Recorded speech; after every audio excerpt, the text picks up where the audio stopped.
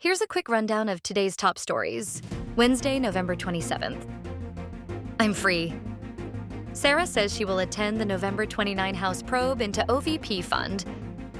Vice President Sara Duterte will be at the House Committee on Good Government and Public Accountability hearing on Friday, November 29th, to show support to the Office of the Vice President executives and personnel who will be there as resource persons. She will, however, be in Basilan and Lingayen, Pangasinan on Wednesday and Thursday, respectively, but will be back in Manila by night to be with OVP Undersecretary Zuleika Lopez, who's confined at the Veterans Memorial Medical Center. The Vice President also refused allegations that she can't leave the officials and staff because they might say something incriminating. Former President Duterte eyes dialogue with troops. Former President Rodrigo Duterte said he plans to meet some personnel of the armed forces of the Philippines amid what he referred to as a fractured government, but refrained from outright endorsing a coup d'etat. The former chief executive said he will meet some military personnel not in secret, but in a free and open discussion. He added that he does not want people to claim he is planning a coup. He clarified that he is not interested in initiating a coup d'etat. Duterte emphasized that information is crucial. He said they are urging the military to uphold the people's right to know how the funds have been used over time and the right to seek redress for grievances if the money has been misused or lost.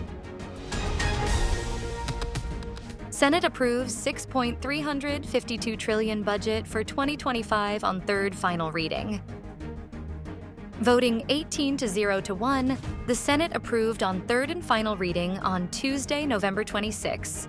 House Bill 10,800, or the $6.352 trillion 2025 General Appropriations Bill.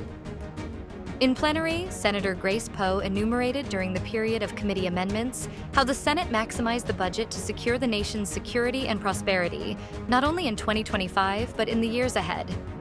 Prior to this, the senators convened for a caucus. Poe then emphasized that the most important aspect of the budget is allocating funds for healthcare services, education, and livelihood programs for the Filipino people. Marcos returns from productive one-day trip to UAE. President Marcos is back in the Philippines after a one-day working visit to the United Arab Emirates, a trip which he described as productive after engaging in talks that promoted the 50-year ties between the two countries. In his recorded video arrival statement, the president said his trip commemorated 50 years of very strong, friendly, and rapidly progressing bilateral ties between the Philippines and the UAE. During his brief visit, Marcos said he reaffirmed the Philippines' commitment to strengthening its bilateral ties with the Arab country, progressing towards new spheres of engagement. Flash floods, landslides threaten parts of Mindanao, North Luzon due to ITCZ, amihan. The Philippine Atmospheric, Geophysical, and Astronomical Services Administration warned on Wednesday, November 27th, of possible flash floods and landslides in parts of Mindanao and northern Luzon due to continuous rains from the Intertropical Convergence Zone and the Northeast Monsoon. Meanwhile, the amihan will bring cloudy skies and rains to Cagayan Valley and the Cordillera Administrative Region. Israel and Lebanon's Hezbollah agreed to a ceasefire after nearly 14 months of fighting. Israel approved a ceasefire agreement with Lebanon's Hezbollah militants on Tuesday that would end nearly 14 months of fighting linked to the war in the Gaza Strip.